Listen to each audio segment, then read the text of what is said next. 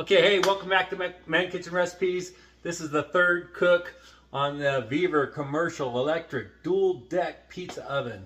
Tonight's just gonna be a quick one. I'm just gonna be making a sandwich. We're gonna be heating it up in there, throw some fries in there, and do a quick cook. So since this is the third one, and the first one I talked about the cervical stenosis in my neck, pinching my right arm. I've been getting some therapy on it, some acupuncture in Flagstaff, Arizona, at one of the best acupuncturists in the 4 states around here. That's why I go there, and I get to see my sons and my grandsons. So that's a bonus. I also talked about travel. I've been to Florida, and I recently was in Las Vegas. And while in Las Vegas, I got to meet Tom Garvey, the keto cook, and his wife Marie, Megs Mysteries. They also do Sunday Dinner Chef and Seniors Food and Life, I believe is the other one. They're busy. They've got channels. They do all kinds of great stuff. And I got to tell you, we had lunch. I wish we could have stayed longer. I think we stayed so long the restaurant kicked us out. We just talked and got along real well. They're great people. I was lucky enough to be sent one of their olive oil bottles. Tom empties out the wine, and Marie paints olive on the bottle. Pretty cool thing. I love this thing. I've had it for well over a year now, and you've probably seen it on other channels here on YouTube, but very awesome, and I really appreciate it, Tom and Marie. Thank you so much. All right. I also got to visit my family. I've got family that lives in Boulder, Henderson, and North Las Vegas. So yeah, I've been touring around, and which cuts into my time to cook for these videos. But hey, you know, it is what it is. My arm is getting slowly a little better. I can't get it all the way up. Of course, my left one's good. The swelling has gone down a lot. I can actually see the veins in my hands again, so maybe I'll be able to make a real pizza dough for this oven. I don't know. Anyway, like I mentioned in the first one, the instruction manual. I mean, it's, yeah, we'll just leave it at that. My brother, he wanted me to mention, since this is a 1900 watt oven, you're going to need pretty much a dedicated 20 amp fuse for your home. This house is built in 1960. I have 20 amp fuses, but if I turned on like my microwave while I'm cooking with this, I'm sure it would pop the breaker. I haven't done it. I even got this thing cranked up over 600 degrees and it did not pop the breaker. So if you don't have anything else running on your breaker and you have a 20 amp fuses, you should be okay. Just make sure you don't start anything else up on the same circuit. All right, so the dials, they're in Celsius. I know some viewers appreciate the Celsius. I gotta look at Google to convert it. Like I mentioned, you want to have a heat gun if you don't know your Celsius, so you can check the internal temp to make sure it's where you need it to be. I had another comment that it seemed like the bottom of the top coils were hotter than the bottom one, especially when I did that pan pizza, because the bottom didn't get real crunchy. But I was doing 2 different temps, and the lower temp on the bottom. The middle coils are the bottom of the top and top of the bottom, so I couldn't have it hot enough on the bottom to get a little crispier on that pan pizza. But you know, if I wasn't using the bottom one for those cookies, that would have been fine. I would have turned up the bottom. We would have had everything perfect. So like I said, I mentioned too that this is a little overkill for a single guy like myself, but I am finding that this thing really does have a lot of uses. I've enjoyed cooking on it, and on this next cook, it's just a quick one.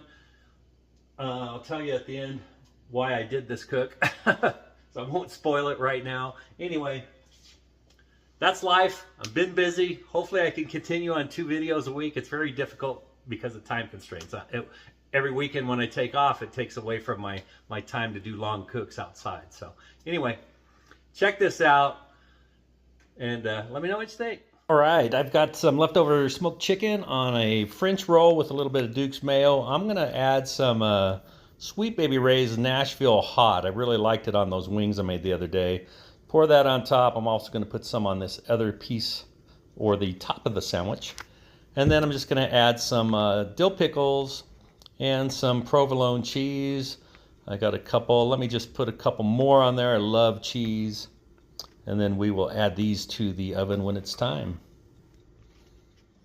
All right, let's see how this thing does with some just a little bit of French fries. Slide those in right there.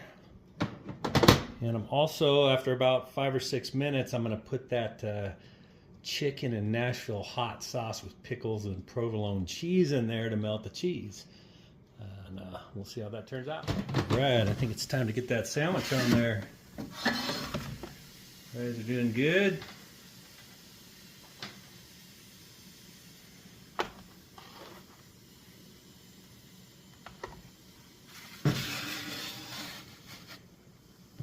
Let that cheese melt. Fries should be done. All right. Let's see what this is. Looks like the cheese is melting. Fries look like they're done. Look at that. Let me go set this over here. All right, let's cut this one in half. Nice and toasty. Look at that. Heck yeah.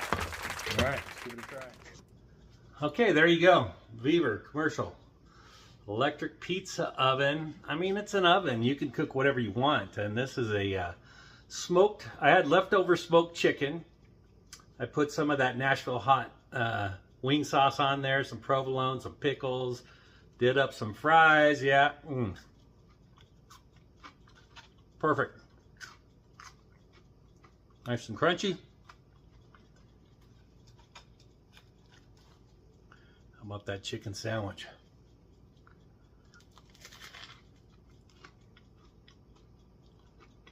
All right.